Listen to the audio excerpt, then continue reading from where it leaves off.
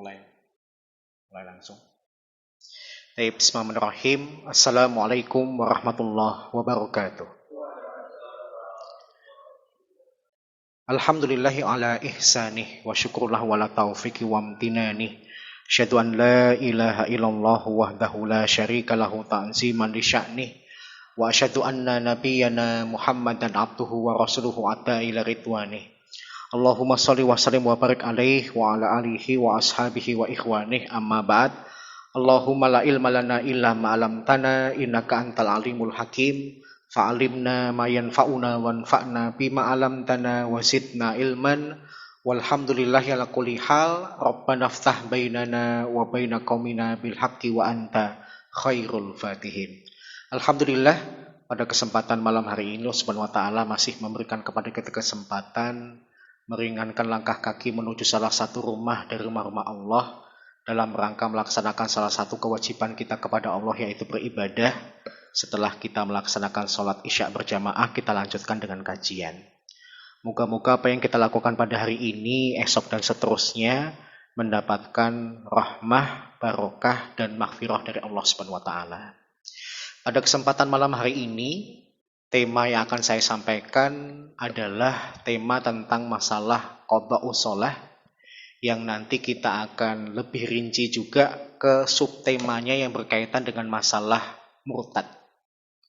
Jadi tema utamanya itu sebenarnya adalah murtad, tapi saya bungkus dalam tema fikih, yaitu tentang masalah qada'us shalah. Yang pertama, kenapa kita perlu membahas tentang tema qada' salat? Karena salat adalah salah satu ibadah terpenting dan teragung di dalam Islam. Bahkan salat itu menjadi identitas. Layakkah seseorang itu benar-benar dikatakan seorang muslim atau mukmin? Kalau dia hanya cuma pengakuan-pengakuan lisan atau identitas-identitas yang sifatnya fisik menunjukkan bahwasanya dia orang Islam tapi tidak dia tunjukkan dengan salat, maka belum bisa dikatakan dia adalah orang muslim atau mukmin sejati. Bahkan meskipun atribut pakaian kita, penampilan fisik kita kayaknya biasa-biasa saja, tapi kalau kemudian kita termasuk orang yang sudah melanggengkan sholat, rajin menjaga sholat kita, maka itulah muslim dan mukmin sejati. Nah, di antara tema-tema fikih yang berkaitan dengan masalah sholat itu apa? Yaitu tentang qada'. Nah, apa itu qada' dan bagaimana teknis pelaksanaannya, insya Allah akan kita bahas pada pertemuan malam hari ini. Syukron. Yang pertama, kalau kita bicara tentang definisi atau pengertian qada', maka para ulama membagi menjadi dua. Ada definisi secara bahasa atau etimologi, yang kedua definisi secara terminologi atau istilah. Kalau dilihat dari segi makna bahasa atau etimologi, kata qada' itu adalah kata yang unik. Uniknya di mana? Katanya satu tapi maknanya banyak. Bahkan bahasa Arab itu ada juga kebalikannya. Maknanya satu, katanya banyak. Satu kata banyak makna, satu makna banyak kata. Itu diantara salah satu ciri khas dan keistimewaan bahasa Arab. Nah, di antara kata yang memiliki banyak makna adalah qada'. Yang pertama, qada' itu dalam Al-Quran pernah Allah gunakan dan maknanya itu adalah al-khalqu, penciptaan. Misalnya ketika Allah Subhanahu wa taala berkata dalam ayat wa qadahunna sab'a samawat. Allah menciptakan langit menjadi 7 lapis. Kata yang Allah gunakan qada'. Nah, qada' di situ maknanya adalah khalaqa, menciptakan. Yang kedua, dalam Al-Quran Allah juga pernah menggunakan kata qada'. Maknanya adalah al-fi'lu, perbuatan atau tindakan. Misalnya ketika ayat yang berbunyi faqdi ma anta qadin, lakukanlah apa yang engkau ingin lakukan. Nah, kata yang Allah gunakan kata qada'. Kemudian yang ketiga, kata qada' itu juga bisa bermakna al-amru, perintah. Ayatnya ini pasti sering kita dengar, bahkan mungkin beberapa bapak atau ibu sudah hafal ya. Ketika Allah Subhanahu wa taala mengatakan Wa qadha rabbuka alla ta'budu illa iyyahu wa bil walidaini ihsana, katanya. Allah memerintahkan kepada kalian tidak boleh beribadah kecuali hanya kepada Allah, dan berbuatlah baik kepada kedua orang tua. Dan beberapa makna bahasa yang lain. Sehingga bisa disimpulkan kalau dilihat dari segi bahasa, kata qadha itu maknanya banyak, tergantung konteks kalimatnya dan tujuannya apa. Tetapi kita tidak akan membahas dari segi bahasa, tetapi kita akan membahas dari segi fikih. Ketika Islam sudah sempurna menjadi sebuah syariat dan agama, maka pengertian qadha yang dihubungkan dengan sholat itu menurut para ulama, diantaranya Ibnu Abidin dalam kitab Hasyiahnya, beliau mendefinisikan yang dimaksud dengan qadha sholat itu adalah fi'lul wajib ba'da waqtihi, mengerjakan kewajiban setelah lewat waktunya. Harusnya kita sholat duhur itu dari misalnya jam 12 sampai sebelum asar. Tapi kok kemudian kita melakukan sholat duhur di luar waktu itu. Berarti di luar waktu yang sesungguhnya itu disebut dengan qadha. Kemudian Ad-Dardir dalam kitab Asy-Syarhus Shaghir memberikan definisi yang tidak jauh beda. Cuma kalimat yang digunakan oleh Ad-Dardir itu adalah, yang dimaksud dengan qadha itu adalah istidraku ma kharaja waktu, mengejar ibadah yang telah keluar dari waktunya. Kalau kemudian kita pahami dan renungkan, ya maknanya sama saja. Harusnya ibadah itu punya waktu tertentu, tapi kok dikerjakan di luar waktunya. Berarti mengerjakan ibadah di luar waktunya itu namanya qadha. Nah, di dalam bahasa Arab ada dua kata, dua istilah yang mengiringi kata qadha. Yang pertama ada istilah namanya al-ada. Al-ada itu mengerjakan sesuatu pada waktunya. Kita mengerjakan sholat duhur mulai dari matahari tergelincir ke arah barat sampai kemudian sebelum asar. Nah, berarti sholat duhur kita di waktu itu namanya al-ada, mengerjakan ibadah pada waktunya. Tetapi ada juga istilah dalam fikih ibadah itu namanya i'adah, mengulangi. Sudah dikerjakan tapi diulangi lagi. Contohnya apa? Contohnya konsep as-sholah lihurmatil wakti. Bagi bapak-bapak yang pernah mempelajari fikih Syafi'i, dalam mazhab Syafi'i itu ada konsep sholat untuk menghormati waktu. Misalnya, bapak dan ibu sedang dalam kendaraan, yang kalau kemudian melaksanakan sholat di dalam kendaraan itu nggak mungkin posisi sholatnya sempurna. Rukun-rukun sholat terlalu banyak yang tidak terpenuhi. Misalnya, rukun sholat itu apa? Berdiri. Nah, di kereta, goyang terus atau terlalu sempit nggak mungkin kita berdiri. Di bis juga demikian, atau bahkan mungkin juga di pesawat. Mau tidak mau sholatnya gimana? Duduk. Kalau kemudian dia sholat karena menghormati ini sudah masuk waktu sholat, misalnya waktu asar. Dia kemudian sholat seadanya, dan ketika sampai tujuan diulangi lagi, itu berarti sholat di dalam kendaraan namanya sholat untuk menghormati waktu. Dalam bahasa Arabnya, as-sholatu lihurmatil wakti. Sholat untuk menghormati waktu. Paham ya? Tapi tidak boleh asal-asalan. Mentang-mentang nanti bakal diganti sampai tujuan, kemudian ketika di kendaraan asal-asalan, nggak boleh. Tetap yang namanya sholat itu tetap harus dengan serius, dengan khusyuk dan sebagainya. Permasalahannya ada beberapa rukun sholat yang tidak bisa kita laksanakan secara sempurna karena kondisi kendaraan. Nah, kalau sampai diulang lagi berarti istilah yang digunakan dalam bahasa Arab namanya i'adah. Jadi ada istilah qadha, ada istilah ada istilah i'adah. Kita fokus kepada istilah yang pertama, yaitu qadha. Kemudian yang kedua, apa dalil pelaksanaan qadha sholat di dalam Islam? Para ulama sepakat, di dalam Al-Quran tidak ada dalil tentang mengqadha sholat. Adanya di mana? Hadis. Misalnya hadis riwayat Al-Bukhari. Rasulullah SAW pernah bersabda, "Man nasiya sholatan falyusolli idza dzakaraha la kafarata laha illa dzalika wa aqimis sholata lidzikri." Nabi SAW pernah bersabda, barang siapa yang lupa untuk mengerjakan suatu sholat, maka kerjakanlah ketika dia ingat.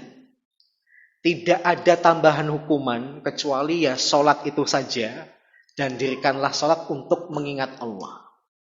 Jadi hadis yang pertama, Nabi mengingatkan kalau kalian lupa untuk melaksanakan sholat, maka diganti ketika kalian ingat. Dan tidak ada tambahan hukuman kecuali ya sholat itu saja. Ini yang pertama. Yang kedua, hadis riwayat Muslim. Peristiwanya Nabi dan para sahabat pulang dari perang Khaybar. Pulangnya itu ba'da isya seperti ini. Kemudian di tengah perjalanan mereka merasa letih.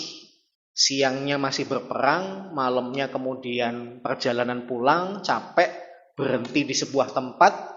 Kemudian Nabi berpesan kepada Bilal, tugasmu berjaga, dan ketika nanti sudah mendekati subuh, bangunkan kami. Maka kemudian para sahabat dan Nabi tidur. Nah, masalahnya adalah si Bilal. Bilal itu manusia biasa juga, Pak. Dia juga merasakan letih dan akhirnya ngantuk, dan tugasnya tidak bisa dia laksanakan dengan sempurna. Dia ikut tertidur. Sampai kemudian Nabi jadi orang yang pertama kali bangun, tapi matahari udah tinggi. Waktu sholat subuh sudah berakhir. Nabi kaget kemudian manggil Bilal, "Ai Bilal, mana Bilal?" Kemudian Bilal terbangun, tergopoh-gopoh menemui Nabi, kemudian tahu bakal dimarahin oleh Nabi. Kemudian dia segera meminta maaf, "Maafkan saya ya Nabi, saya tidak bisa menahan kantuk di kedua mata saya." Maka Nabi kemudian akhirnya berwudu, para sahabat berwudu, kemudian mengqadha sholat subuh mereka yang terlambat. Hadis kedua riwayat Muslim. Hadis yang ketiga diriwayatkan oleh An-Nasa'i. Peristiwanya sama dalam perang, tapi perang Khandaq. Perang Khandaq itu apa sih? Perang di mana strateginya bertahan di kota Madinah. Tapi supaya tidak bisa dimasuki musuh secara luasa, bikin parit yang konon panjangnya 5 km mengelilingi kota Madinah. Yang Nabi SAW dan para sahabat kerja bakti bikin parit itu selama kurang dari waktu sepekan. Nah, ada suatu hari dan peristiwa ketika perang Khandaq itu sudah ada jeda. Perang tuh kayak orang tinju, Pak ya. Jadi enggak terus-terusan sampai siapa yang nanti yang jatuh, kadang-kadang juga ada dipukul bel untuk istirahat. Nah, perang itu juga di zaman Nabi modelnya kayak gitu. Kalau sudah menjelang maghrib, selesai, lanjutin besok gitu ya. Ketika menjelang selesai, Umar bin Khattab itu karena kondisinya perang, melihat musuh kemudian mencaci maki mereka, Pak, meluapkan emosi. Ya namanya musuh nggak mungkin kita kemudian berbaik perbuatan dengan mereka, pasti sikap kasar yang muncul. Umar bin Khattab mencaci maki musuh. Setelah puas, dia kemudian baru sadar, saya belum sholat asar. Posisi matahari sebentar lagi mau sholat maghrib. Maka kemudian dia segera menemui Nabi. Kemudian cerita, "Ya Rasulullah, saya belum sholat asar. Bentar lagi masuk waktu maghrib. Gimana nih?" Jawaban Nabi apa, Pak? Sama. Saya juga belum sholat asar, bentar lagi maghrib. Maka Nabi dan Umar kemudian ketika sudah masuk waktu maghrib, wudhu, kemudian sholat asar dulu, baru kemudian sholat maghrib. Maka ini juga menjadi dalil bahwasanya Nabi memperbolehkan, bahkan mencontohkan qadha sholat. Kalau kemudian tidak bisa dilakukan pada waktunya, lakukanlah di luar waktunya. Yang penting tetap dikerjakan. Ini beberapa dalil tentang masalah qadha sholat. Semuanya adanya di dalam hadis, tapi kalau di dalam Al-Quran tidak ada satupun ayat yang secara tersirat bicara tentang qadha sholat. Kalau ayat bicara tentang perintah sholat banyak, tapi kalau bicara tentang qadha nggak ada, adanya di dalam hadis. Kemudian yang ketiga, Para ulama mengamati kalau qadha itu dihubungkan dengan ibadah, maka ibadah itu terbagi menjadi dua. Ada ibadah yang kalau terlewat nggak usah diqadha, tapi ada juga ibadah yang kalau terlewat harus diqadha. Ibadah yang kalau terlewat tidak harus diqadha itu contohnya apa? Pertama, sholat Jumat. Bapak-bapak sudah berusaha pingin ikut sholat Jumat, pingin mendapati masjid berjamaah, mendengarkan khutbah dan mengikuti sholat Jumat, begitu dapat masjid ternyata udah bubar. Maka bapak tidak perlu kemudian bikin jemaah baru, bikin sholat Jumat gelombang kedua. Terus gantinya apa? Cukup dengan sholat duhur biasa. Kalau terlambat sholat Jumat saja tidak ada gelombang dua. Makanya aneh ketika pemerintah itu mau bikin sholat Jumat pakai urutan ganjil genap nomor HP kita, Pak. Padahal mohon maaf, tablet saya ini kartunya 2. Yang Telkomsel belakangnya genap, yang XL belakangnya ganjil. Nah itu nanti kalau saya ikut sholat Jumat yang mana, Pak? Aneh gitu ya. Makanya MUI pusat langsung menolak, nggak bisa, nggak ada konsep sholat Jumat kok bergelombang. Kalau sudah satu gelombang selesai, berarti yang tidak bisa mengikuti gelombang pertama nggak usah sholat Jumat. Ngapain? Sholat duhur biasa. Jadi untungnya langsung ditangkis dan dilawan oleh MUI pusat. Yang pertama sholat Jumat. Yang kedua yang nggak bisa diqadha itu apa? Sholat sunnah mutlak. Sholat sunnah yang tidak terbatasi oleh jumlah rakaat, tidak dibatasi oleh waktu. Kapanpun kita pengen sholat, sholat. Kalau bapak-bapak pengen tahu kenapa ulama zaman dulu itu ilmunya kokoh, di antara sebabnya adalah karena ibadahnya juga kokoh. Saya ambil salah satu contoh muridnya Imam Asy-Syafi'i yang kemudian juga jadi ulama besar, yaitu Imam Ahmad bin Hambal dengan madhab Hanbalinya. Beliau pernah berkata, dulu ketika masih muda dan kuat, saya mampu dalam sehari itu untuk sholat sunnah mutlak sebanyak 400 rakaat. Tetapi ketika Allah membuat saya semakin tua dan lemah, saya cuma bisa sehari itu sholat sunnah mutlak 200 rakaat. Bapak pernah Pak sholat sehari 200 rakaat Pak? Kuatnya 400, lemahnya 200. Iya, subhanallah katanya. Makanya kalau kemudian kita baca kitab beliau kok begitu kokoh ilmunya, ternyata karena Allah memang mengganjar orang yang ibadahnya kuat, ilmunya juga bakal dikuatkan. Berbeda dengan mohon maaf ya, ulama-ulama yang datang kemudian atau ulama zaman sekarang. Ibadahnya tidak terlalu kuat, akhirnya ilmunya juga nggak terlalu kuat. Karena Allah tuh adil. Kalau kita itu berusaha keras ya nanti hasilnya lebih baik dan lebih bagus. Tapi kalau biasa saja ya hasilnya biasa saja. Kalau orang punya kebiasaan sholat sunnah mutlak, satu hari mungkin dia sedang sakit, sedang ada kegiatan yang tidak bisa melaksanakan sholat sunnah mutlak seperti biasa, maka nggak usah diqadha. Kenapa? Hukumnya cuma sunnah. Yang ketiga, yang tidak perlu diqadha itu apa? Kalau perempuan sedang haid atau nifas, maka sholatnya tidak perlu diqadha. Kecuali kalau sudah masuk waktu. Misalnya gini, umumnya bagi masyarakat kita menganggap adzan duhur kan biasanya jam 12 siang. Jam 12 siang adzan duhur, ada perempuan nggak langsung sholat. Nunda-nunda, nanti jam 1 aja saya sholat. Jam 1 ke kamar mandi, bocor. Haid. Maka dia nanti kalau sudah suci, wajib mengganti sholat duhurnya ini. Kenapa? Karena haidnya sudah masuk waktu sholat. Beda kalau haidnya itu jam 11. Belum masuk waktu sholat, maka kalau nanti sudah suci, nggak ada utang. Tapi kalau kasus yang pertama, dia punya utang. Kenapa? Nunda sholat, bocor. Maka ketika sudah suci, wajib mengganti sholat duhur itu. Tapi kalau belum masuk waktu sholat, tidak ada qadha sholat apapun. Ini contoh ibadah yang tidak ada qadoknya. Tetapi ada juga ibadah yang harus dan wajib ada qadoknya. Kalau sampai tertinggal maka wajib diganti. Ini pun para ulama mengamati dibagi jadi dua.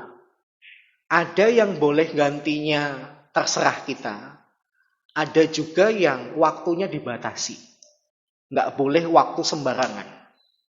Yang waktunya bebas itu contohnya apa? Udhiyah. Binatang sembelihan untuk Idul Adha. Misalnya kita sudah meniatkan beli binatang untuk disembelih di Idul Adha. Ini ternyata ketika Idul Adha dan hari tasyrik sampai selesai, kita kena musibah. Misalnya orang tua kita meninggal, kan nggak sopan, nggak pantas kalau kemudian kita sedang kena musibah kok kemudian senang-senang dengan menyembelih binatang. Maka para ulama mengatakan boleh ditunda dan pahalanya tetap seperti pahala udhiyah. Dia menunda karena memang ada sebab tertentunya. Jadi bebas. Yang kedua yang bebas itu apa? Sholat 5 waktu ini, Pak. Sebagian ulama berpendapat kalau ada orang dalam satu hari ada satu sholat atau beberapa waktu sholat yang belum dia kerjakan, nanti ketika diganti terserah dia. Mau segera atau diundur-undur. Cuma jujur saja ya, materi kodok sholat itu saya paling takut kalau menyampaikan kepada anak-anak SMP.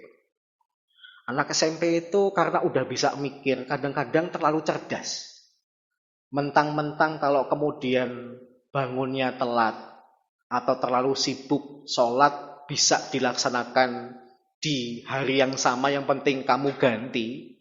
Saya khawatir nanti ada model anak SMP sholatnya itu cuma di satu waktu, tapi langsung 5 waktu sholat. Habis sholat isya kayak gini, Pak. Nanti ketika niat tuh usolli fardhu subhi, wal dhuhri, wal asri, wal maghribi, wal isya'i qada'an lillahi ta'ala. Ya kalau dari segi fikih sah. Belum dia laksanakan, sekarang dia laksanakan. Tapi kalau dari segi males, nah ini bahaya, Pak. Ini anak kayak gini perlu dijewer, Pak. Nah saya khawatir anak-anak yang udah mulai bisa berpikir itu tahu konsep kodok sholat akhirnya ngeremehin pelaksanaan sholat pada waktunya. Tapi diingat ya, tetap Allah itu akan memperlakukan berbeda orang yang bersungguh-sungguh sama orang yang tidak bersungguh-sungguh. Sangat tidak adil kalau kemudian yang sungguh-sungguh dengan tidak sungguh-sungguh Allah perlakukan sama. Makanya kenapa hikmah surga itu bertingkat-tingkat, karena memang kualitas keimanan dan amal kita bertingkat-tingkat. Yang rajin tahajud sama nggak rajin tahajud kok di surga yang sama, nggak adil. Mending kita nggak usah tahajud. Toh nanti di tempat yang sama. Tapi karena Allah itu memotivasi siapa yang amalnya terbaik dapat tempat yang lebih baik juga, kita kemudian akhirnya tahajud, berzikir, ngaji dan sebagainya supaya dapat tempat yang lebih tinggi. Keadilan Allah. Demikian juga nanti di neraka, kejahatan orang beda-beda. Nggak adil kalau kemudian yang sedikit berbuat jahat disiksa sama seperti orang yang banyak berbuat jahat. Kenapa kemudian ada konsep neraka jahanam? Karena itulah pusatnya tempat orang-orang yang sudah tidak bisa dimaafkan lagi, alias dosanya itu super, bukan dosa-dosa kecil lagi, tapi sudah dosa-dosa besar dan diulangi.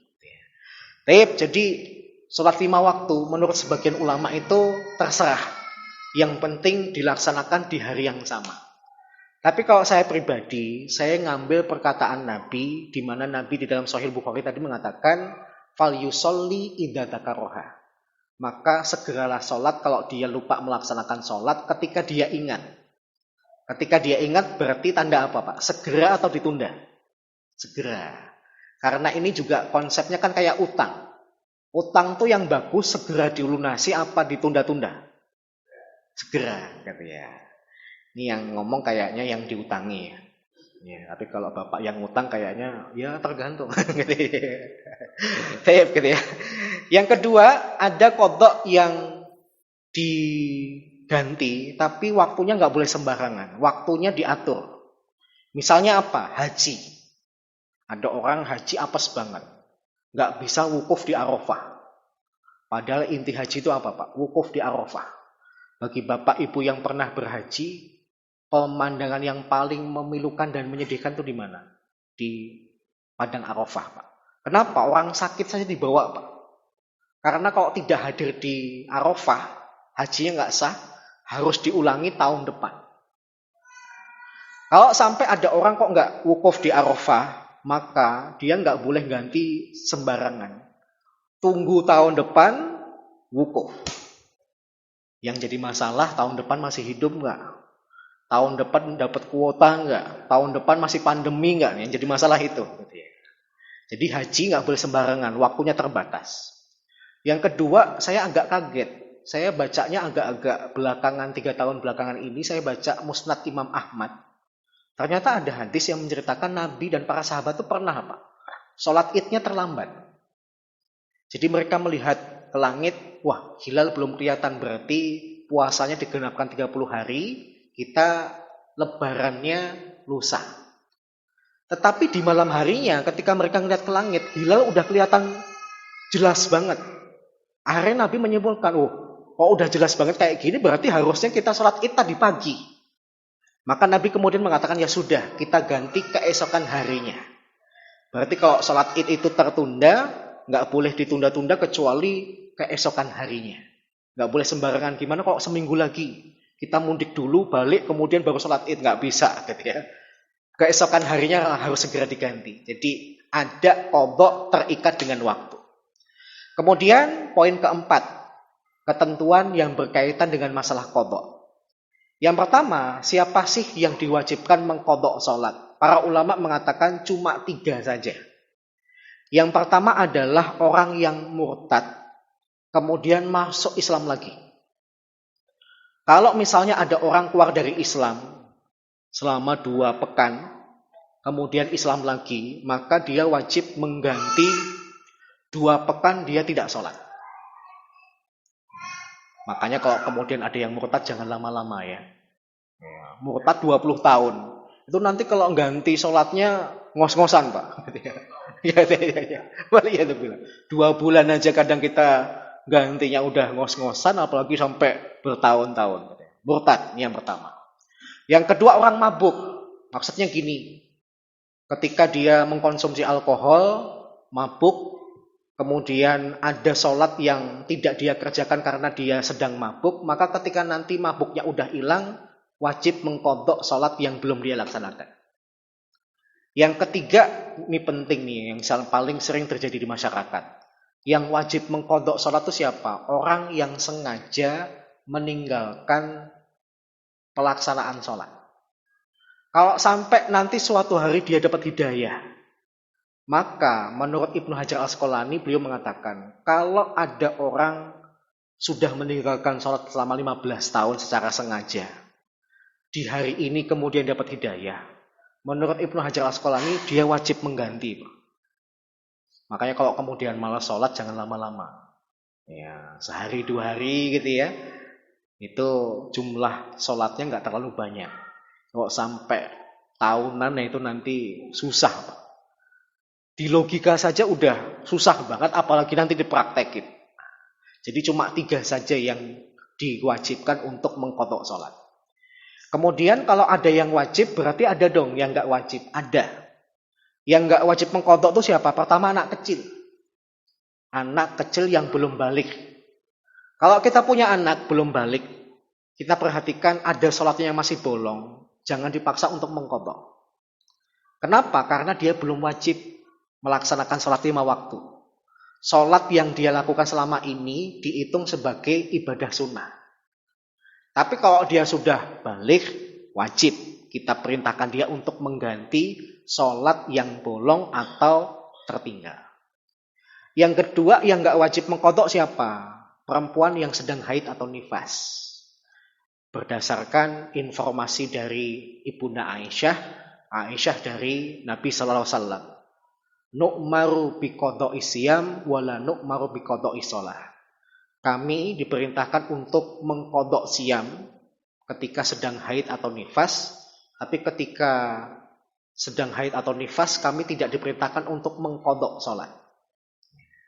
Jadi kalau puasa diganti, tapi kalau salat enggak perlu diganti.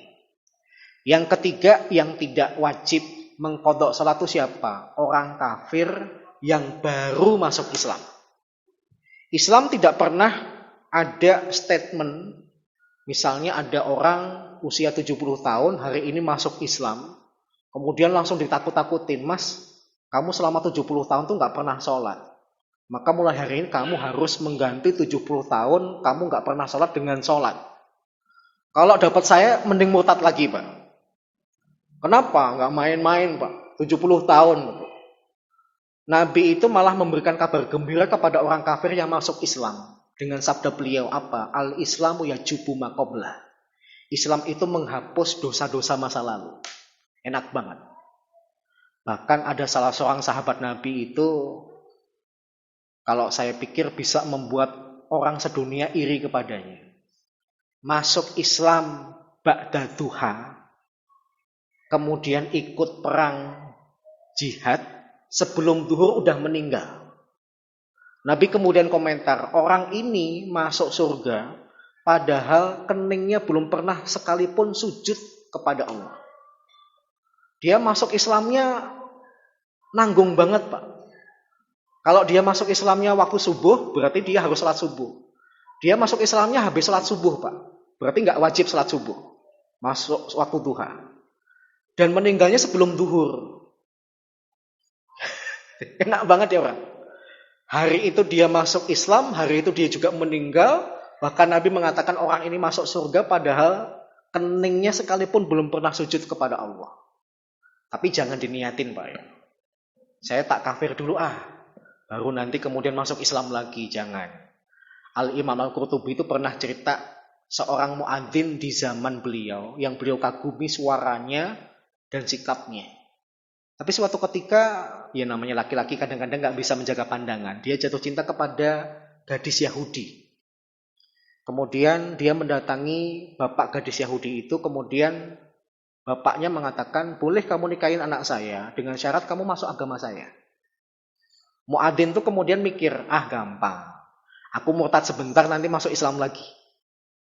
Maka kemudian dia murtad, mengatakan diri dia sebagai orang Yahudi. Nah, ketika akan menggauli istrinya di lantai 2, kepleset mati, Pak. Wal'iyadzubillah. Belum sempat bersyahadat lagi. Jadi jangan main-main. Saya tak kafir dulu, biar nanti ketika masuk Islam, dosa ketika jadi kafir itu diampuni oleh Allah, nggak bisa. Kalau sudah Islam, ya Islam. Sampai kita membuktikan perkataan Allah, wala tamutunna illa wa antum muslimun. Janganlah kalian mati kecuali dalam keadaan Islam. Baik. Kemudian poin yang ketiga, kenapa sih membahas qadha salat itu begitu penting di dalam Islam? Setidaknya ada 2 perkara ya. Pertama karena ibadah yang nanti bakal Allah hitung pertama kali itu salat. Kalau salat kita beres, baru nanti Allah melihat sedekah kita, puasa kita, haji kita, silaturahim kita, ngaji kita dan sebagainya. Tapi jangan harap Allah bakal melihat ibadah-ibadah ini kalau kemudian salatnya bermasalah. Sehingga sholat menjadi prioritas utama bagi seorang muslim. Yang kedua, penting mengqadha sholat karena kita teringat ayat, ada dialog malaikat dengan penduduk neraka Sakor. Ma salakakum fi Sakor. Apa yang menyebabkan kalian masuk neraka Sakor, wahai manusia? Jawaban manusia yang masuk neraka Sakor mengatakan, qalu lam nakum minal musallin. Kami masuk neraka Sakor karena kami tidak sholat. Tidak sholat itu kata para ulama satu di antara 2 kemungkinan. Memang nggak pernah sholat, atau ada sholat yang ditinggalkan dan nggak diganti.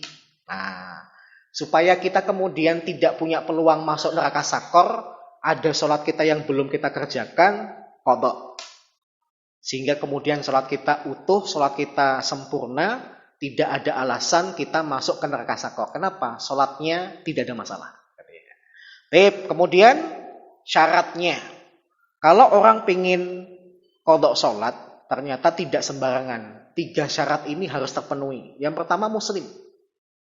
Kalau ada orang non muslim sholatnya nggak sah. Saya SD, SMP, SMA itu sekolahnya di negeri, Pak. SMA pun saya sekolah di SMA Negeri 2 Surakarta.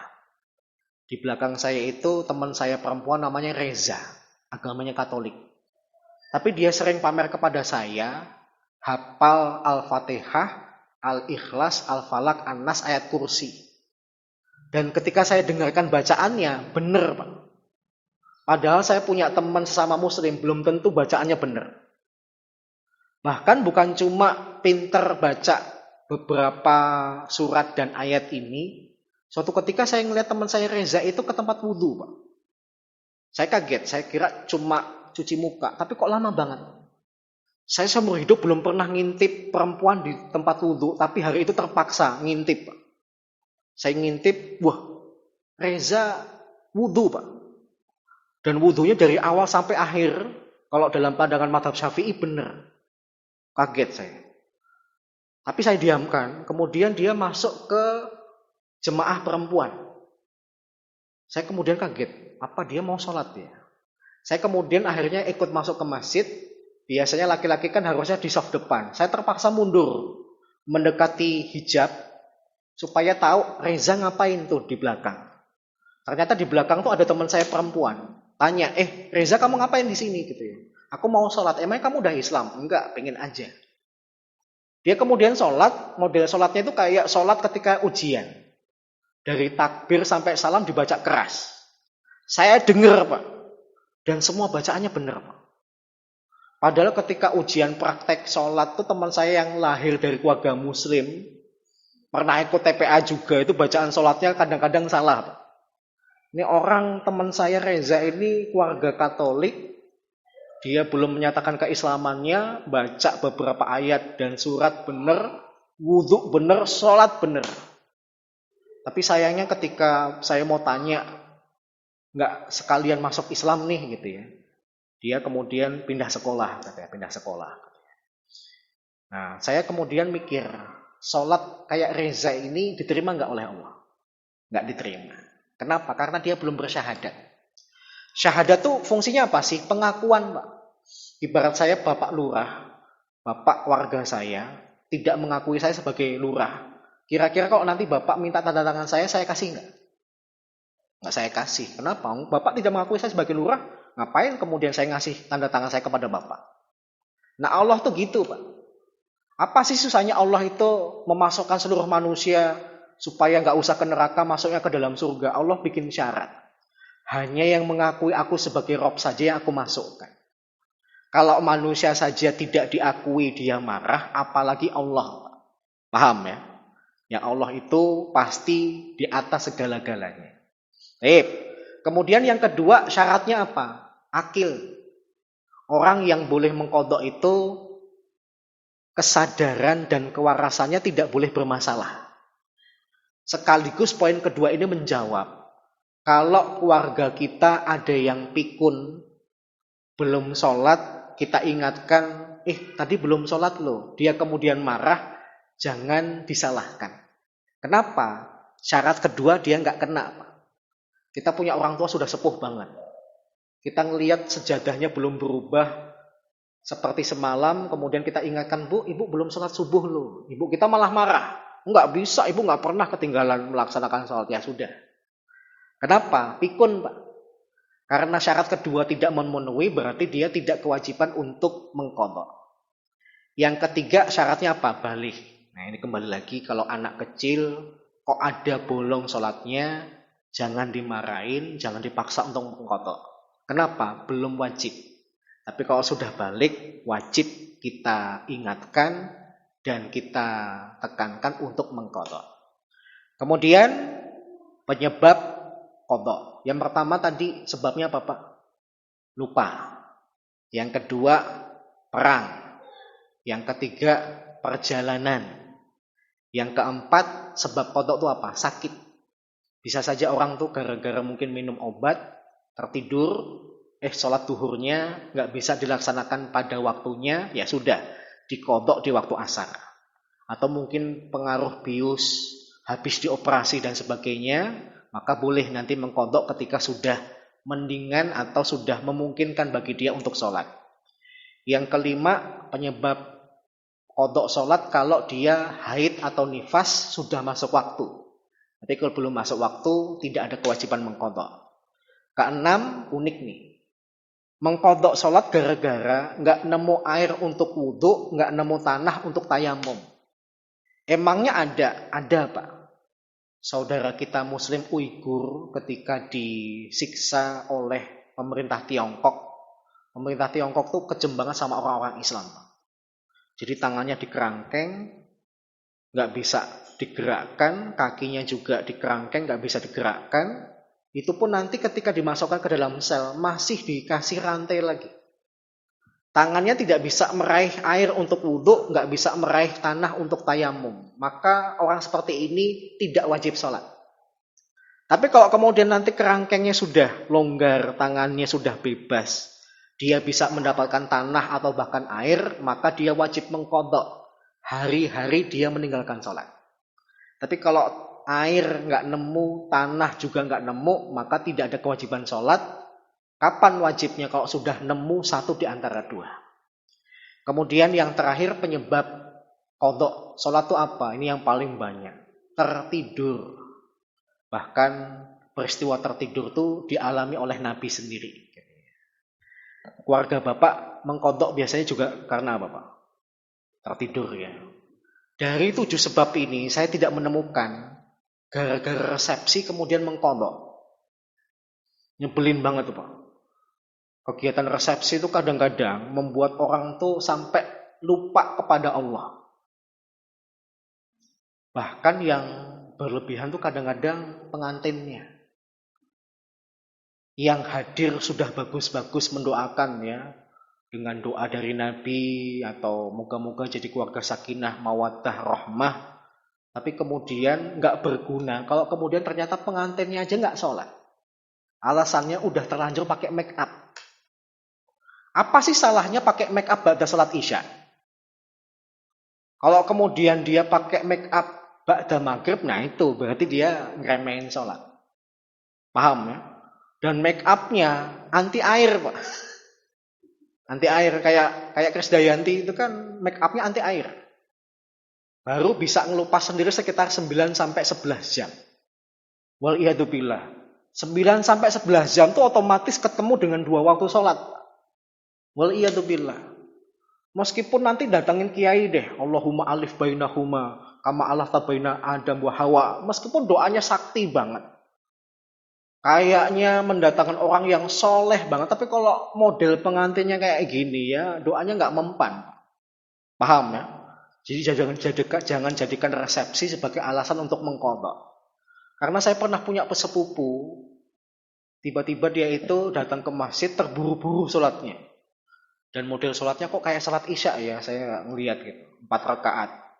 Kemudian setelah dia selesai saya tanya, kok sholatnya cepet banget, buru-buru banget, tadi sholat apa? Sholat isya. Sholat isya gitu, padahal bentar lagi subuh.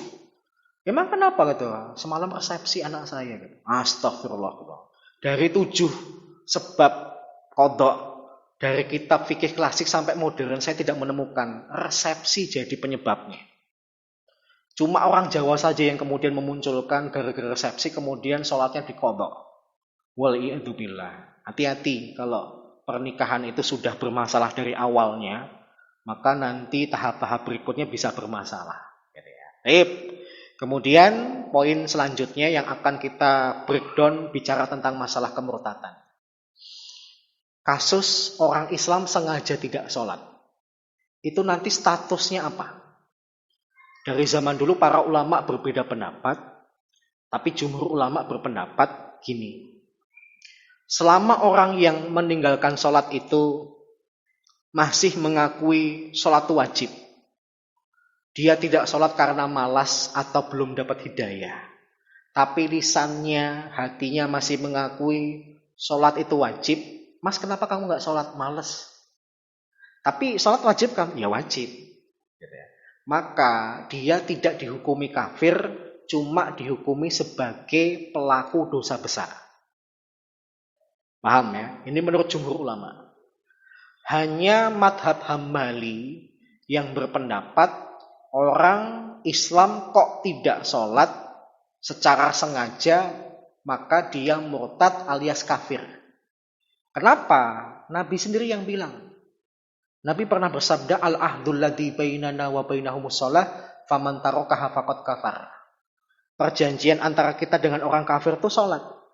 Kalau ditinggalkan berarti dia jadi orang kafir. Nabi yang bilang.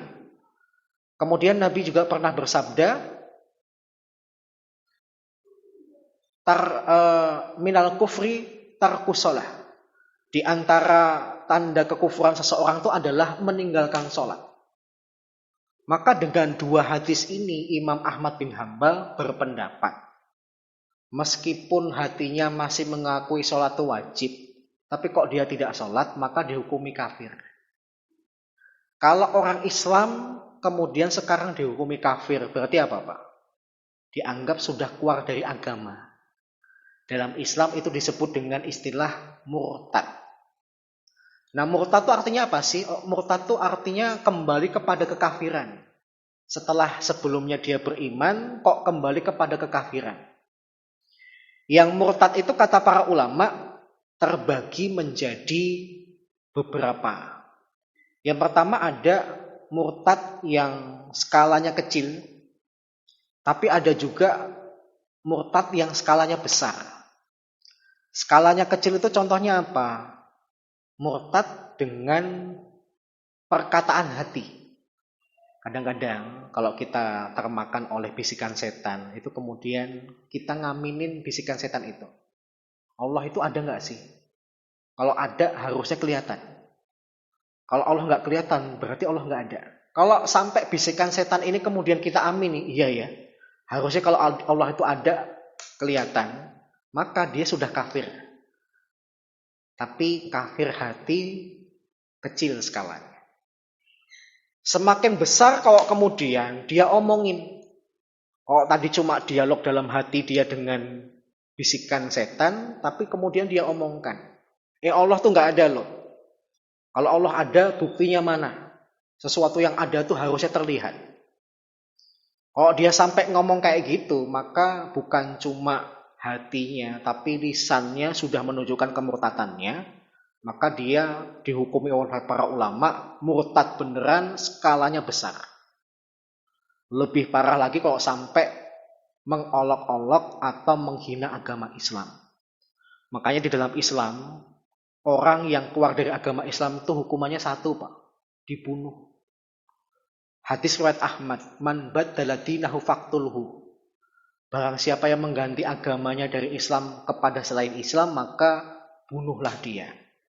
Kenapa orang murtad kok dibunuh? Karena orang murtad itu nanti kalau jadi orang kafir lebih berbahaya daripada orang kafir murni. Orang kafir murni itu membenci Islam karena belum pernah belajar Islam. Belum tahu Islam itu apa, Islam itu bagaimana. Tapi orang murtad beda, pernah jadi orang Islam, tapi kemudian nggak betah dengan ajaran Islam, keluar dari Islam, dan kemungkinan besar pasti mengolok-olok. Mengolok-olok bahasa Jawanya apa Pak? Ngelek-elek, ya. Melecehkan agama Islam. Bahkan saya teringat peristiwa di Ambon ketika saudara kita dibantai itu ya, oleh Theo Syafi'i. Dari namanya aja kelihatan. Iya, Theo Syafi'i. Syafi'i kan harusnya nama orang Islam. Ternyata dia dulu orang Islam. Murtad.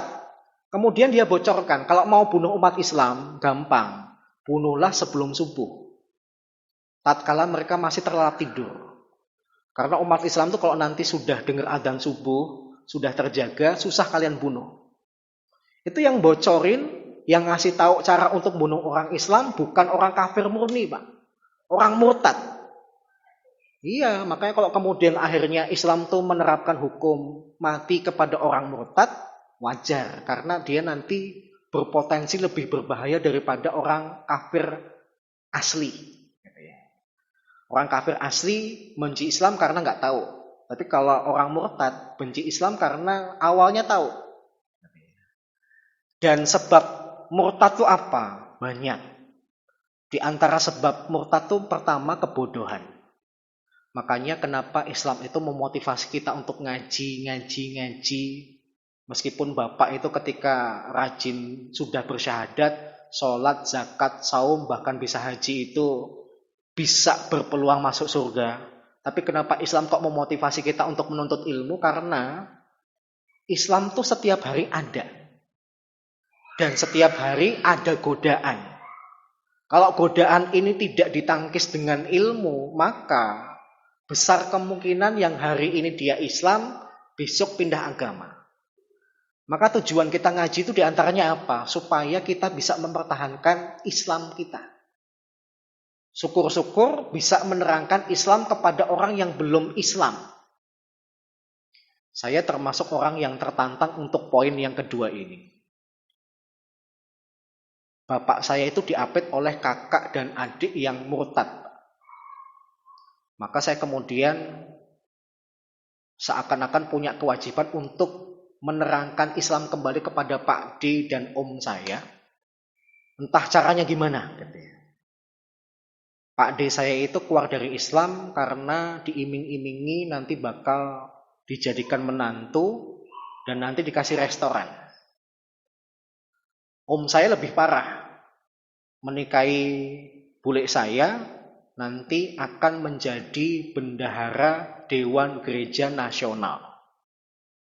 Bahkan terakhir itu om saya jadi misionaris tingkat Asia Tenggara. Gajinya per bulan 2 miliar. Saya jujur mengembalikan Islam Pak D dan om saya itu berat. Karena mereka sudah bergelimang harta. Kalau nanti aku masuk Islam nanti gimana hartaku ini? Terus nanti kalau aku masuk Islam, istri dan anak-anak Pak D dan Om nanti kalau benci gimana? Tapi jangan pernah remehkan kekuatan doa, Pak. Mungkin kemampuan dialog saya dengan Pak D dan Om terbatas, tapi Allah buat kejadian. Pak D dan Om saya itu dua-duanya stroke. Bahkan Pak D saya lebih parah, sempat pembuluh darah di otak tuh ada yang bocor sedikit. Dan nama yang disebutkan itu cuma saya, Hanan. Kemudian saya melihat ini peluang nih untuk mengislamkan Pak D kembali. Dan ternyata benar, ketika saya masuk ke ICU, Pak D saya langsung megang tangan saya kemudian ngomong, Islamin Pak D lagi. Tanpa memikir panjang, saya kemudian nuntun syahadat. Sekitar 6 jam kemudian Pak D saya meninggal. Saya kemudian berkeyakinan Pak D saya Muslim lagi. Tapi timbul permasalahan. Ketika meninggal tuh diurus dengan tata cara Katolik. Dan saya nggak punya bukti fisik, bukti rekaman kalau Pak D sempat masuk Islam lagi. Sehingga Pak D saya kuburannya dengan tata cara Katolik. Pakai jas, pakai peti, bahkan kemudian kuburannya dihias dan sebagainya. Tapi saya sempat bertanya kepada ulama-ulama di Jakarta, mereka mengatakan nggak apa-apa. Yang penting keimanannya, masalah fisiknya nanti kita serahkan kepada Allah. Kejadian yang hampir sama terjadi pada om saya. Om saya stroke, yang disebut namanya cuma saya. Saya kemudian langsung datang, tapi kayak film Pak. Saya sempat kucing-kucingan dengan bule saya. Bule saya keluar dari ICU, saya kemudian baru masuk. Karena bule saya tahu, Pak D saya ketika mau meninggal saya Islamkan. Kalau nanti suaminya saya datengin, dia khawatir saya Islamkan. Jadi nunggu bule itu keluar, saya kemudian baru masuk. Langsung kemudian saya tuntun syahadat. Ya namanya kayak film Pak, kejadiannya bener kayak film. Ketahuan. Ketahuan. Ngapain kamu di sini? Saya kemudian diseret sama satpam rumah sakit. Tapi saya sudah cukup puas. Om tadi ngucapin kalimat syahadat. Nah, karena saya tidak pingin om saya kayak Pak D saya meninggalnya diurus dengan cara non-muslim, kemudian saya mendatangi rumah bule saya ketika om saya itu sudah dipakein jas. Saya bawa pada saat itu teman-teman yang sangat berjasa, FPI Pak. Karena rumah om saya itu dekat sama markasnya FPI. Saya minta tolong, bahkan bukan cuma dibantu oleh FPI, sama polseknya yang dibantu. Saya kemudian bilang, bule tahu sendiri, Hanan masuk ke ICU, meskipun bule nggak lihat secara utuh, om tuh masuk Islam lagi. Maka Hanan yang juga masih keluarga om, tahu om meninggal dalam keadaan Islam, harusnya diurus secara Islam. Wah, saya kemudian dimaki-maki, dilemparin barang dan sebagainya. Dia nggak peduli ada FPI di belakang saya dan ada polisi gitu ya. Tapi alhamdulillah dengan kekuatan massa sebesar itu, saya kemudian bisa bawa om saya dimandikan cara Islam, kemudian dikafani, dikuburkan cara Islam.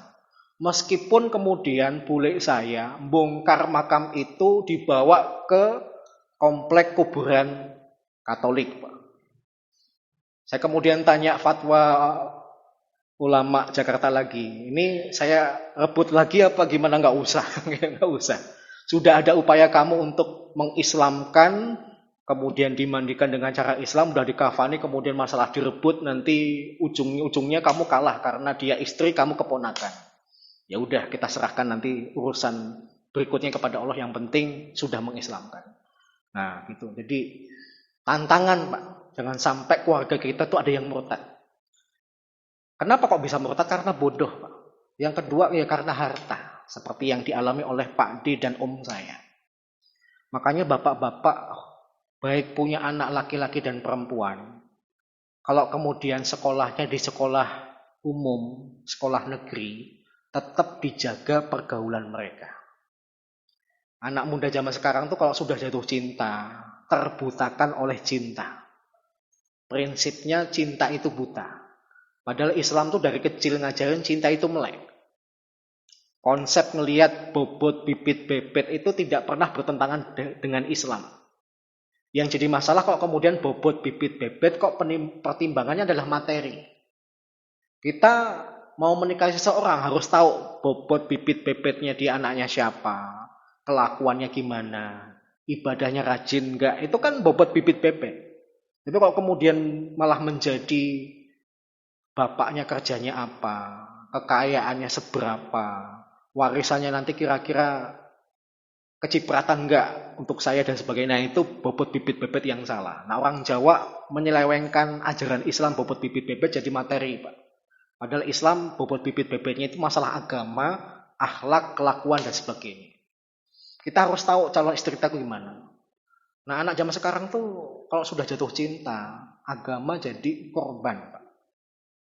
Saya kira yang jadi korban cuma muslimah dipacarin oleh laki-laki non-muslim. Tapi sekarang banyak juga, Pak. Kayaknya cowok muslim dipacarin oleh cewek non-muslim, pindah agama, Pak. Waliyadzubillah katanya. Makanya bapak wajib berdialog dengan anak. Temanmu siapa? Bapak nggak ngelarang kamu bergaul dengan lawan jenis, tapi kalau sudah kaitannya dengan beda agama, ada batasannya. Sering ajak anak tuh untuk ngaji. Syukur-syukur kalau kemudian bapak punya anak perempuan, dari dini bapak bilang, "Dok, nggak usah mikirin jodoh. Jodohmu nanti sudah bapak pikirkan. Dan jodohmu nggak pernah jauh dari masjid." Keren, Pak. Karena tugas seorang ayah itu diantara kewajibannya itu apa, Pak? Mencarikan calon suami untuk anak perempuan.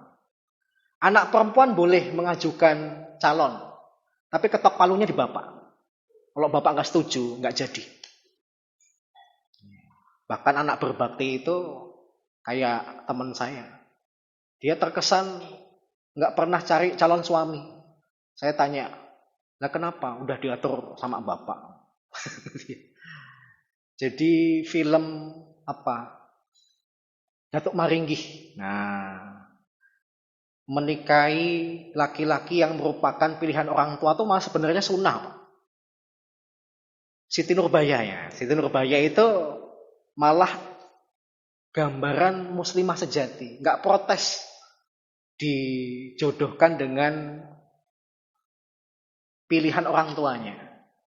Kalau anak sekarang gimana, Pak? Malah dari sejak dini cari calon suami sendiri ya. Dan kalau sudah jatuh cinta, wah, tai kucing rasa coklat. Sudah terbutakan, waliyadzubillah. Makanya anak kita, ya, pendidikan Islam tuh bagus banget, Pak. Kalau saya ngelihat sekolah SDIT itu ya, mulai dari kelas 1, 2, 3 oke lah masih campur. Tapi kalau kelas 4, 5, 6 sudah dipisah. Yang laki-laki kelasnya ini, yang perempuan kelasnya ini. Tujuannya apa sih? Tujuannya ya untuk mengetahui fitrahnya. Kalau nanti jadi perempuan ya perempuan beneran, laki-laki ya laki-laki beneran. Yang kedua, meminimalisir melihat lawan jenis. Mata ini kalau sudah dikenyangkan, ketika akhirnya kemudian nikah, cepat bosen, Pak. Ibarat orang ngicipin habis satu dandang.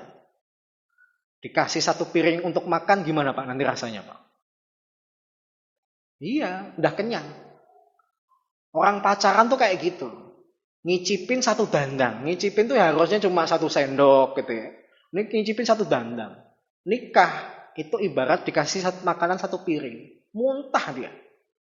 Maka kok kemudian akhirnya meskipun pacarannya lama, tapi nikahnya cuma 3 bulan, 2 minggu. Ayu Ting Ting itu berapa Pak? Berapa lama pernikahannya? Kalau nggak salah 2 minggu. Pacarannya 4 tahun Pak. Bahkan pacarannya itu pernah sampai dibuat live oleh RCTI. Waliyadzubillah. Orang pacaran ditontonin. Padahal kalau kita nonton tuh ada peluang untuk jadi tuntunan. Kita nonton akhirnya ditiru. Waliyadzubillah. Orang-orang RCTI harus segera bertobat. Anak kita yang tidak tahu pacaran gara-gara nonton TV akhirnya tahu pacaran. Waliyadzubillah. Di antara penyebab kemurtatan tuh diantaranya apa lagi? Ghusl fikri, Pak. Perang pemikiran.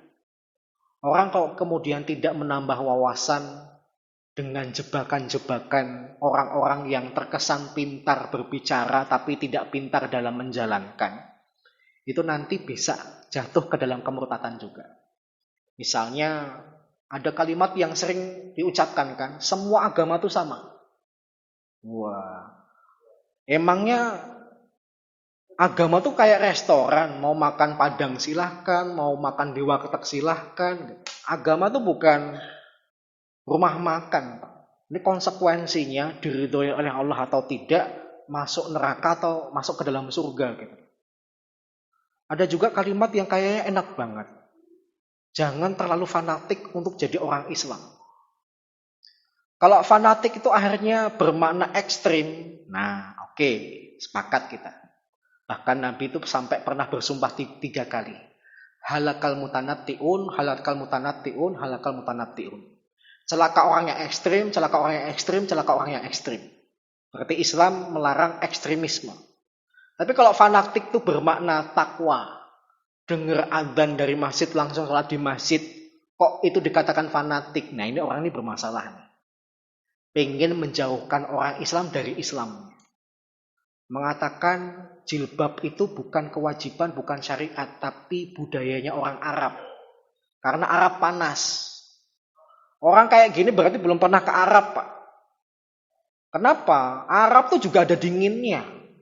Palestina, Suriah itu dalam beberapa musim bahkan ada saljunya. Kalau kemudian alasannya kepanasan, waliyadzubillah. Arab sebelum datangnya Nabi itu gimana? Malah mengumbar aurat, Pak. Minimalnya masih ada juga zaman sekarang, tari perut. Nah, tari padang pasir, ya kan? Itu nutup aurat apa buka aurat? Membuka. Kalau itu kemudian dikatakan budaya Arab yang kayak gitu. Yang kemudian dicegah dalam Islam. Jadi Islam mendatangkan jilbab bukan untuk bicara tentang budaya, tapi untuk bicara tentang kemaslahatan dan perintah Allah. Cuma orang-orang liberal tuh pintarnya ngomongnya di situ. Gitu ya. Bahkan mereka juga berani ngomong masalah kurma, Pak. Mereka mengatakan, salah tuh Al-Bukhari kalau mengatakan makan kurma ketika berbuka puasa itu adalah sunnah. Nabi itu makan kurma karena di zaman beliau adanya kurma. Coba kalau di zaman Nabi itu ada duren, pasti Nabi berbukanya dengan duren. Logikanya kuat banget, Pak. Ngomongnya enak banget. Tapi kelihatan banget, berarti dia nggak pernah neliti di zaman Nabi. Nabi itu di antara buah favoritnya selain kurma apa, Pak? Semangka. Selain semangka apa? Timun. Selain timun apa? Labu. Ini semua ada, Pak, di zaman Nabi. Maka kemudian kok dia mengatakan di zaman Nabi cuma ada kurma. Ini ngomongnya enak banget tapi ini menyesatkan. Belajar dulu, Mas. Baru kemudian ngomong.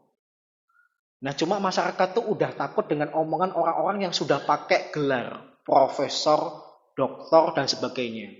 Kalau profesor doktornya ini diperoleh dari kampus-kampus Islam, mereka belajar Islam di negara Islam, nggak masalah. Yang jadi masalah itu mereka dapat gelar profesor doktor, belajar Islam tuh di Amerika, Pak. Yang orang Amerika nggak melaksanakan Islam. Dapat gelar doktor di Australia, yang dosennya saja bukan orang beragama Islam. Jadi belajar Islam bukan di negara Islam oleh pengajar Islam. Sehingga kalau kemudian di sana mereka belajar Islam dijelek-jelekan dan sebagainya, maka ya hasilnya kayak gitu. Beda kalau kemudian belajar di tempat yang benar kepada guru yang benar, pulang tuh malah membela Islam. Paham ya? Jadi bapak-bapak ketika nanti akan mensekolahkan atau mengkuliahkan anaknya juga dilihat-lihat dulu. Ini nanti prospeknya gimana? Anak saya nanti agamanya terjaga enggak?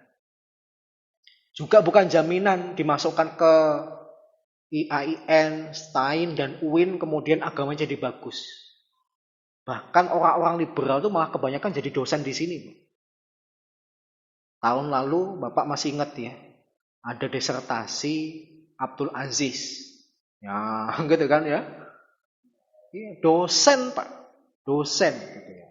Ini bukan skripsi, bukan tesis, disertasi. Pakai proses yang cukup panjang sampai bisa tinggal satu tingkat lagi baru bocor. Yang kemudian mengatakan ada pendapat suka sama suka, kalau kemudian melakukan hubungan badan itu bukan zina. Zina itu kalau kemudian perkosaan. Zina itu kalau kemudian habis pakai duit. Tapi kalau kemudian nggak ada duitnya, nggak dipaksa, suka sama suka, itu bukan zina. Bahkan diperbolehkan di dalam Islam. Wah, kurang ajar banget, Pak. Maka mohon maaf, saya termasuk orang yang mengatakan kalau mau belajar Islam, entah bapak, ibu, atau keluarga anak-anaknya, sebaiknya ke kampus yang benar-benar namanya, profil pengajarnya itu benar-benar dari penampilan aja kelihatan pembela Islam. Jangan lihat gelarnya. Kiai itu nggak punya gelar. Tapi pembelaan dan ilmunya terhadap Islam luas. Kalau para kiai itu haus gelar profesor saja nggak cukup disandang oleh seorang kiai. Karena terlalu banyak ilmunya, luas ilmunya. Tapi anehnya zaman sekarang ini masyarakat tuh udah ketakutan dulu. Profesor, doktor, dan sebagainya. Saya pernah seminar itu digandengkan dengan seorang profesor. Debat Islam Kristen. Saya kemudian minta kepada profesor itu untuk baca ayat. Dia kemudian, saya pakai Al-Quran saya sendiri saja mas. Oh iya silakan. Al-Quran itu saya lirik. Pakai bacaan Latinnya. Kelihatan banget ketika baca ayat Alladzina. Dia bacanya apa Pak? Alladzina. Dia itu bilang, Prof, oke, dalam urusan duniamu. Tapi bacaan Al-Quranmu sama anak TK aja kalah. Paham ya? Jadi jangan tertipu dengan gelar. Karena sekarang orang-orang liberal, orang kafir itu ingin murtadkan orang Islam dengan cara nakut-nakutin orang Islam dengan orang-orang yang seakan-akan pinter. Padahal mereka mungkin pinter tapi keblinger. Orang yang belum tentu punya gelar, tidak punya gelar belum tentu bodoh. Yang punya gelar belum tentu pinter. Itu prinsip yang diajarkan dalam Islam. Buktinya apa? Dalilnya apa? Dalilnya adalah Nabi Musa. Nabi Musa itu pernah dihukum oleh Allah gara-gara ketika ditanya, ada enggak orang yang lebih paham agama daripada kamu? Nabi Musa sebenarnya memberikan jawaban yang benar, Pak. Beliau Nabi dan Rasul. Orang yang paling tahu tentang agama siapa? Nabi dan Rasul. Nabi Musa mengatakan enggak ada. Yang paling paham agama itu ya saya, karena saya Nabi dan Rasul. Itu jawaban benar, tapi Allah nggak suka karena tidak menunjukkan ketawaduan. Allah hukum Nabi Musa untuk belajar kepada seorang guru yang namanya saja tidak disebutkan dalam Al-Quran. Kalau nama dan gelar itu penting, apa susahnya bagi Allah untuk memunculkan nama Khodir? Kalau orang Arab nyebutnya Khodir. Tapi kalau orang Indonesia Khidir. Apa susahnya Allah menampilkan nama ini? Tapi Allah ingin memberikan pelajaran, Pak. Belajar agama itu tidak harus kepada orang yang terkenal. Terkenal itu belum tentu jaminan dia benar, dia pinter. Banyak orang tidak terkenal tapi pinternya luar biasa, solehnya luar biasa. Para kiai itu nggak pernah masuk YouTube. Tapi nyatanya ilmunya luar biasa. Wawasannya luar biasa. Mengamalkan Islam luar biasa. Kalau misalnya nama itu penting, Khodir itu namanya disebutkan. Bahkan status Khodir sendiri disebutkan oleh para ulama. Dia itu nabi atau bukan sih? Yang mengatakan nabi karena logikanya. Masa sih Nabi Musa belajar kepada orang yang levelnya di bawahnya? Cuma pakai logika saja. Tapi ada juga para ulama yang mengatakan Nabi Musa itu lagi dihukum. Kok dihukum? Bebas Allah menghukum Nabi Musa dengan cara apapun. Karena hukumannya terkait dengan kesombongan. Tidak mau mengatakan Allah lah yang lebih tahu siapa yang lebih penting daripada saya dalam masalah agama. Maka bisa saja Allah tuh menghukum Nabi Musa belajar kepada orang yang levelnya di bawahnya. Mentang-mentang pilot, belum tentu dia tahu dalam dunia masak. Dalam dunia masak, belum tentu dia tahu dalam dunia jahit. Tanya kepada siapa? Ahlinya. Nabi Musa mungkin menguasai 1 sampai 90. Tapi 91 sampai 100 dimiliki ilmunya oleh Khodir. Kalau pengen sempurna ilmumu, belajar kepada Khodir. Paham Pak ya? Jadi iman itu benar-benar penting.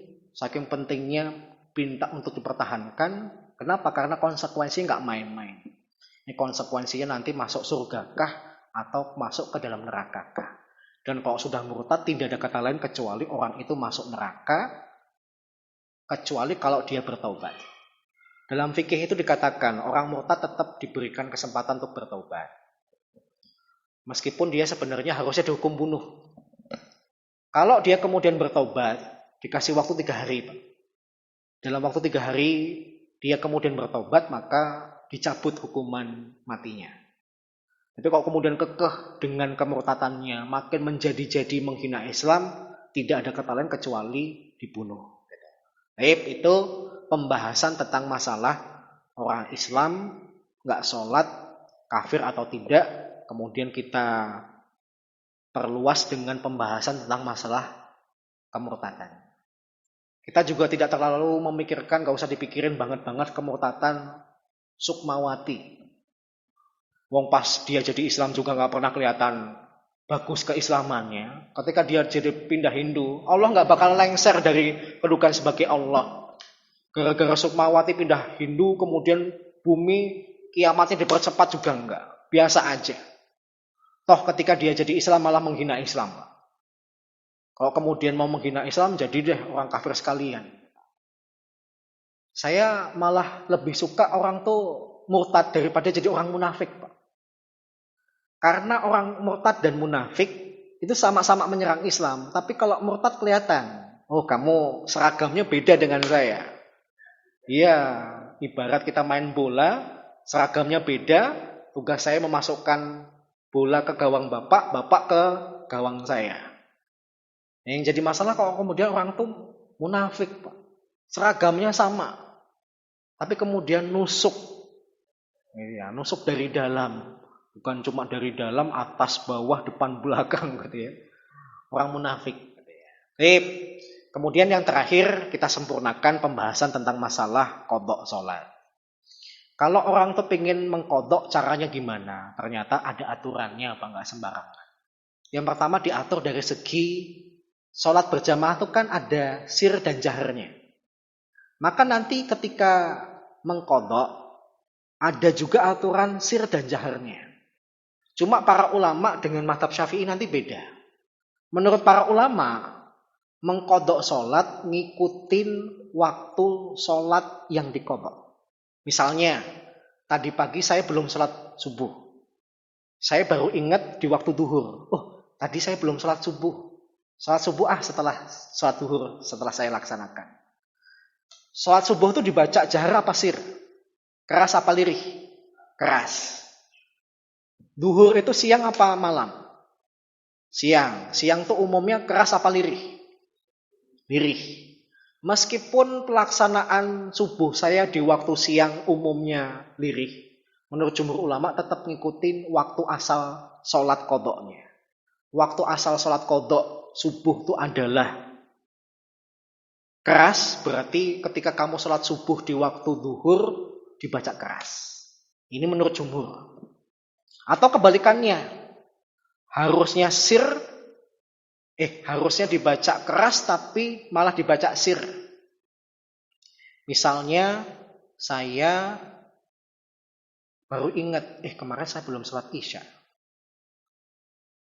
Gimana kebalikannya? Kalau tadi jahar kemudian di waktu sir, nah sekarang kebalikannya. Aslinya itu sir, tapi kemudian dilaksanakan di waktu jahar. Misalnya, saya belum sholat duhur. Duhur kan asalnya gimana? Sir. Kemudian saya baru teringat di waktu sholat isya, malam. Malam itu kan umumnya apa? Jahar. Maka ketika nanti saya mengkodok sholat duhur saya ngikutin hukum asal sholat duhur. Dibaca sir. Meskipun ini malam. Paham ya? Kenapa? Ngikutin waktu asal sholat yang dikodok. Cuma mazhab Syafi'i saja yang terbalik, Pak.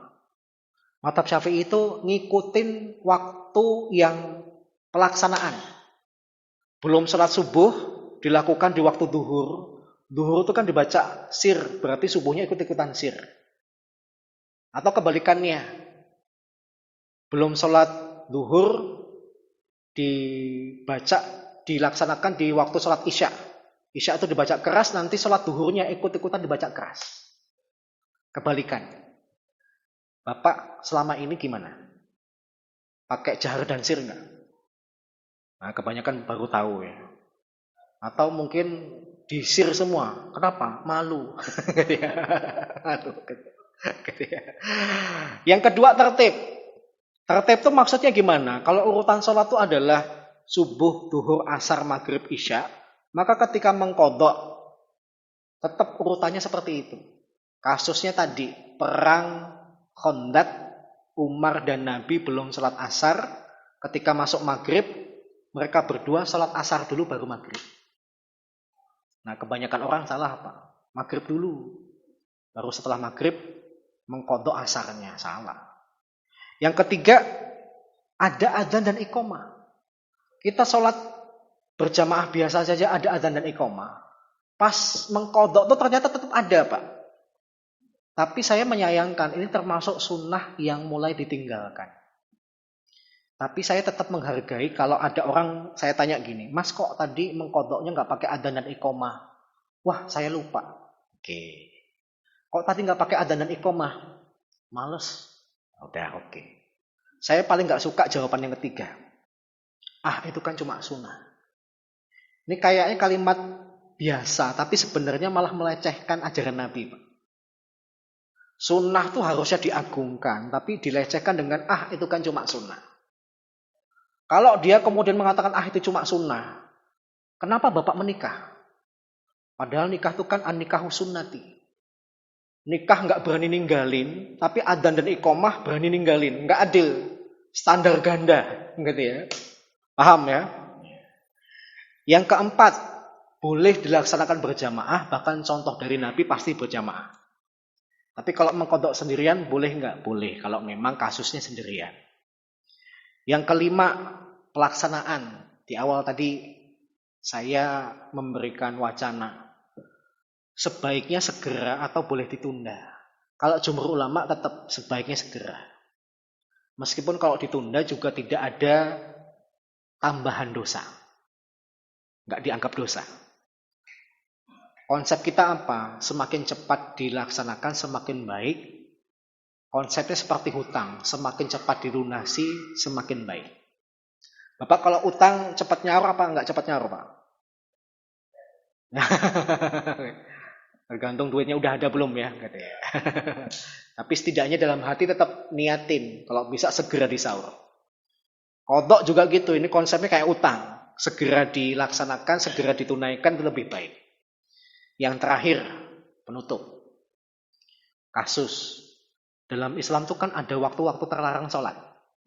Misalnya habis subuh. Kemudian ketika matahari tepat di atas kepala nggak ada bayangan. Sholat duhur kan baru dimulai ketika sudah condong sedikit ke barat, ada bayangan. Yang ketiga habis asar. Boleh nggak mengkodok di waktu-waktu terlarang itu? Boleh nggak? Ayo Pak, dijawab Pak. Salah juga nggak apa-apa. Nggak boleh. Ada jawaban lain? Menurut jumhur ulama, boleh malah. Kenapa? Karena ada sebab khususnya. Kayak kasus gini. Habis asar, di daerah ini, ada orang meninggal. Boleh nggak kita mensolatkan jenazah habis asar? Kenapa? Ada sebab khususnya. Habis asar, saya ke masjid ini. Boleh nggak sholat tahiyatul masjid? Kenapa? Ada sebab khususnya. Yang nggak boleh itu kalau kemudian nggak ada sebab khusus, kemudian sholat. Padahal itu waktu-waktu yang dilarang oleh Nabi. Paham ya? Kita mengkodok di waktu terlarang ada sebabnya. Ini kodok nih Allah. Maka para ulama mengatakan karena ada sebab khususnya, boleh di waktu terlarang. Cuma madhab Hanafi saja yang mengatakan nggak boleh. Alasannya kuat banget Pak. Kalau kalian sholat di waktu terlarang, apa gunanya Nabi bikin waktu terlarang dan tidak terlarang?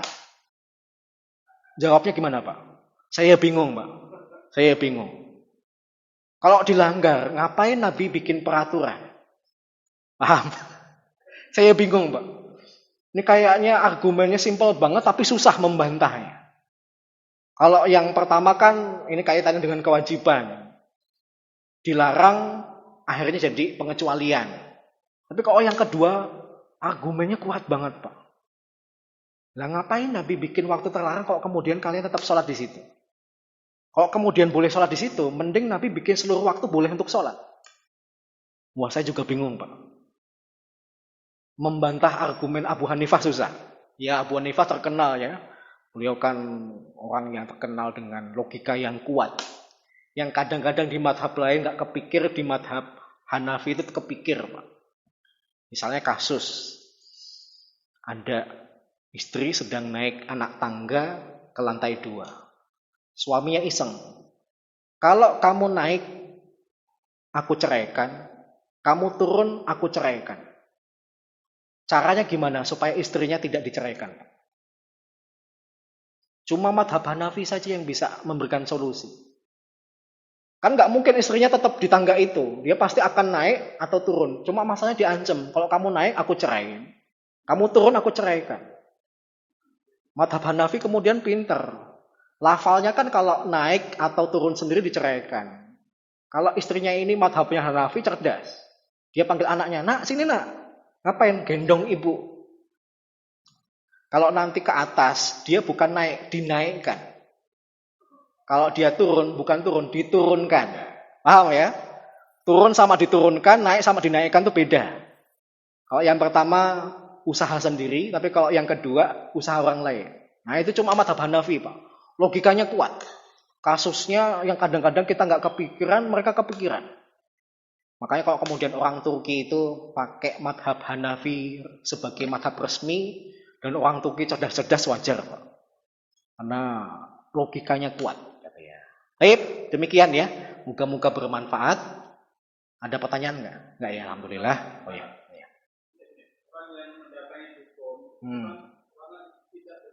Iya. Yang ditanyakan apanya? Oh ya. Kalau kemudian memang ya, man atakahinan fasaddaqahu gitu ya. Barang siapa yang mendatangi dukun dan membenarkan apa yang dia katakan, la tuqbalu sholatuhu arba'ina yauman, maka tidak diterima sholatnya selama 40 hari. Kalau kemudian akhirnya sudah ada statement seperti ini, apakah kemudian nanti dia wajib mengqadha sholatnya? Tidak. Tetapi dia cukup bertobat kepada Allah karena ada sholat yang sudah dia laksanakan tapi tidak diterima oleh Allah. Qadha itu kaitannya belum dilaksanakan. Ini masalahnya dia tetap melaksanakan.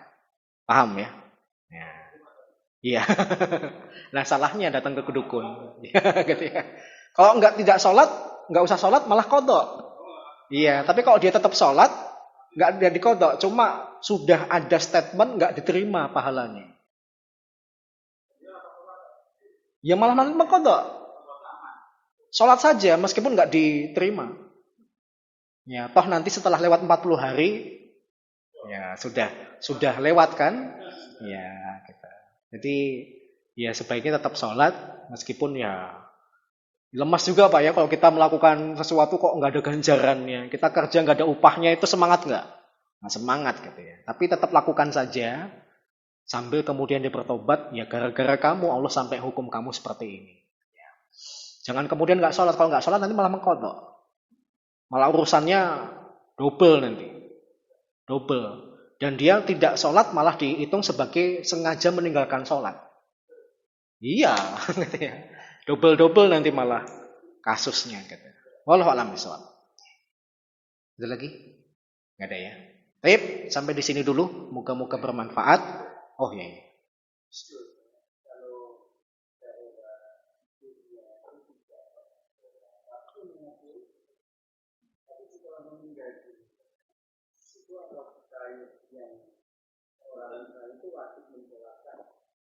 Hukumnya itu gimana kalau kita menyolatkan yang tiap hari saja itu tidak sholat.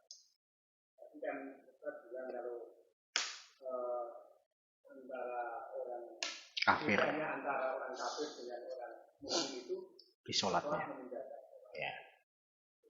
Ya, itu ada contohnya dari Nabi Pak. Nabi pernah akan mensolatkan seseorang, tapi kemudian beliau tanya dulu, ini orang sholat nggak?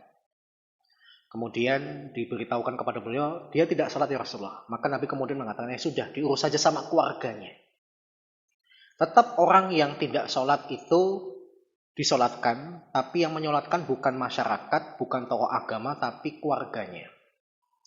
Kenapa tetap disolatkan? Karena kita tidak tahu, mungkin dia ya sholat tapi sembunyi-sembunyi. Kalau kemudian tidak disolatkan, malah dosa semua. Jaga-jaga kalau kemudian dia ternyata sholat tapi karena malu, udah terlanjur lama dia nggak sholat, udah terlanjur lama dia nggak ke masjid, kalau nanti ke masjid malah dia olok-olok atau dia malu, dia kemudian sholat secara sembunyi-sembunyi bahkan sampai keluarganya nggak tahu, berarti kan dia sholat. Kalau nanti dia meninggal kok tidak disolatkan, malah dosa. Maka minimalisirnya adalah keluarganya yang menyolatkan. Masyarakat dan tokoh agama kenapa tidak menyolatkan sebagai bentuk hukuman sosial kepada orang-orang yang kalau kamu ingin kami hadiri dalam pemakan mamun nanti, sholatlah. Jadi tetap harus ada hukuman sosialnya. Nabi memberikan hukuman sosial dengan cara tidak menyolatkan tapi menyerahkan kepada keluarganya. Wallahu a'lam bishawab. Yang jadi masalah kalau kemudian keluarganya juga nggak sholat. Nah, ya udah. Ya. Istrinya nggak sholat, anaknya nggak sholat. Kamu nggak sholat kenapa Pak? Nah, gitu ya. Bapak ibu nggak sholat. Saya guru Pak. Ada murid saya itu telat datang ke sekolah. Datang ke sekolah itu jam 8:30. Nyantai. Zaman kita kecil dulu kok telat aja udah ketakutan Pak ya. Bahkan kita termotivasi berangkat pagi, bisa nyalimin guru ketika datang dan sebagainya. Anak zaman sekarang enggak. 8:30 baru datang, saya tanya, kok baru datang Mas? Baru bangun Pak. Terus saya sebagai guru agama tanya, sholat subuh enggak? Enggak. Lah emang bapak ibumu enggak bangunin? Enggak. Lah kenapa? Bapak ibu saya juga enggak sholat. Setiap pertanyaan ada jawabannya, enak banget. Tapi yang denger miris Pak. Oh iya itu bilang gitu. Demikian ya, moga-moga bermanfaat. Kurang lebih mohon maaf. Kita tutup dengan qiyamul majelis dan alhamdulillah. Subhanakallahumma wa bihamdika asyhadu an la ilaha illa anta astaghfiruka wa atubu ilaik. Assalamualaikum warahmatullahi wabarakatuh.